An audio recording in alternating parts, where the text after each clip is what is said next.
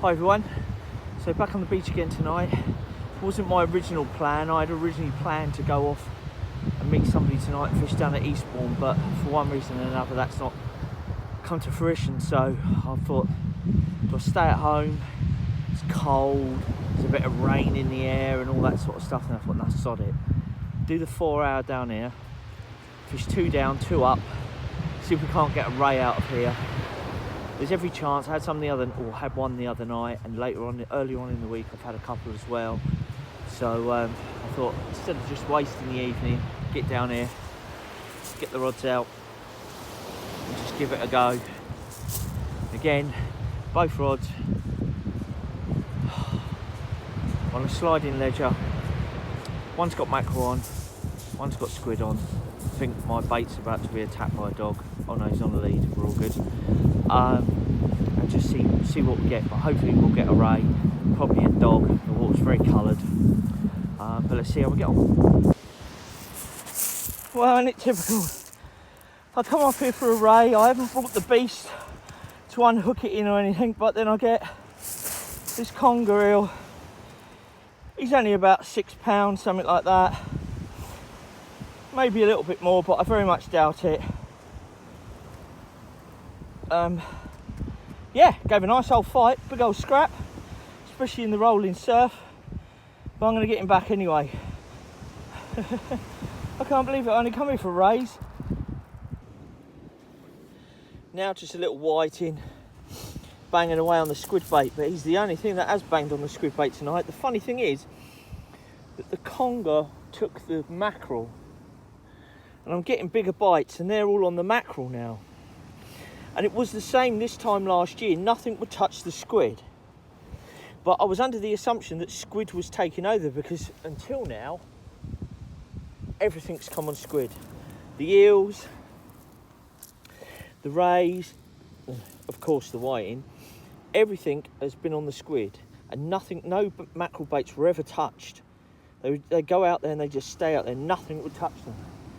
Now it seems, I don't know whether it's just tonight or why, or maybe somebody knows the reason why, I don't know the reason why, but now all of a sudden the mackerel's the favour. But that said, I have just caught that whiting on a bit of squid, but who knows. Anyway, the fox is going to be happy.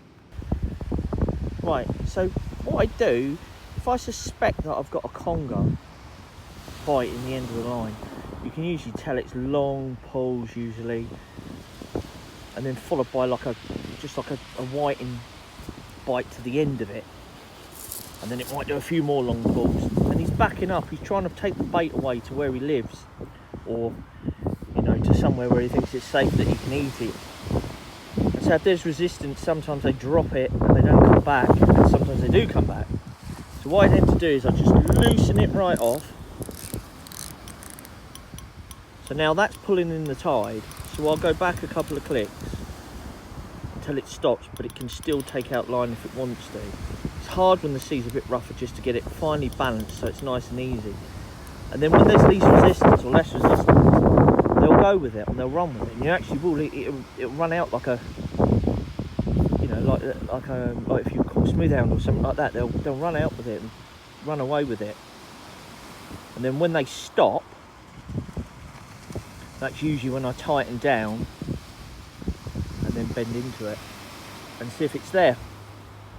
And sometimes they're just hanging on the bait and they'll just drop it, and other times the rod bends over and you feel that tugging backwards. You feel them trying to pull you back down the beach, and then you know they're on. But yeah, that's what I do. I just wait for that bite. When I see that type of bite, that's when I loosen it off, let them take a bit of line, let them do that run with it, and then when they stop and settle down, then I tighten it up, and then that's when I strike into them.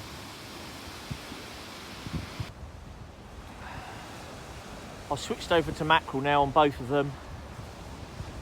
I had that one whiting on the squid, but now I've switched them both over to mackerel just to give it a chance for the last hour or so while I'm here, just to see if we can coax out another eel. But it's slack tide at the moment. You usually don't really get nothing on the slack tide.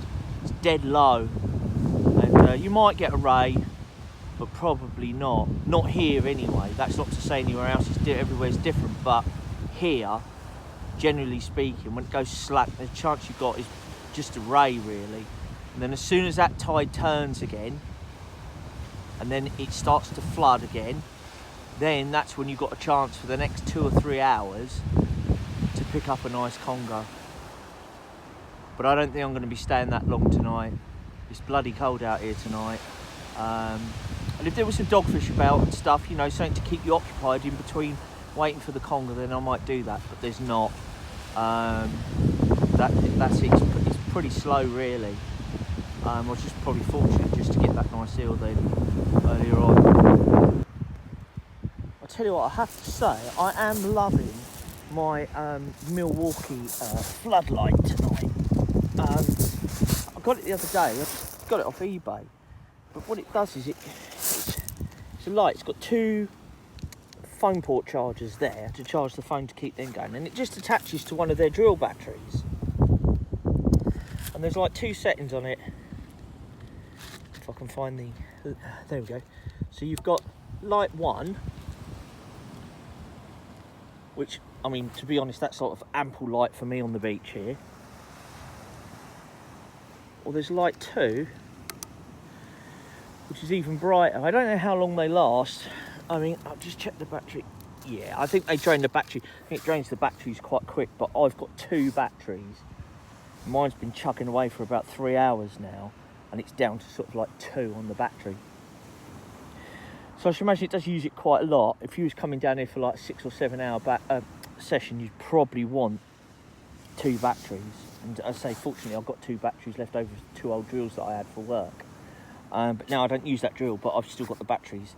But it's really good, and it's been charging my phone as well, and it lights it up. But what I've been doing is I've put it in my white bucket here, and it amplifies the light.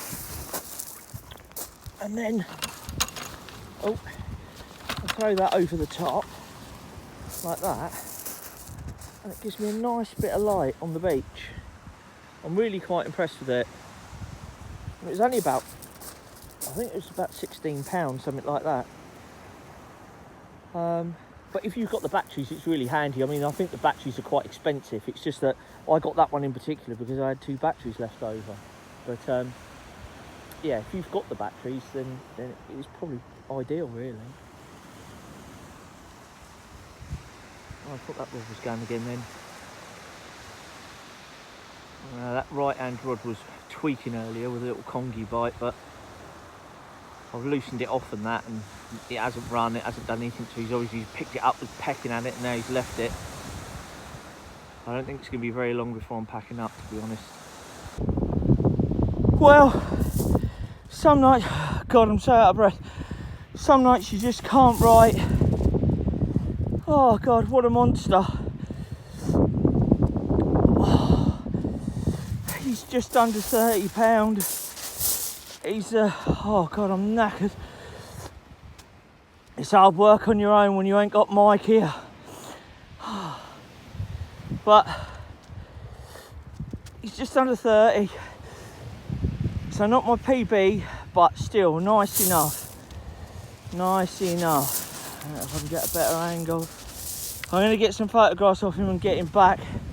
Just as I got him in the cloth and was carrying him up the beach, and he bit straight through the line and it all sort of snapped. So I was lucky to get him, but he's quite docile at the moment, so I think I'm just going to get him back in, and I'm going to call it a night. What a fish. Oh, and what a way to end this really short session. Oh, that'll be me signing off now anyway. I'm going home, it's cold. I've had 2 lovely fish, especially this one. Oh my God. But yeah, lucky because it snapped just as I was bringing him up the beach. Oh, what a night. Oh dear. Oh.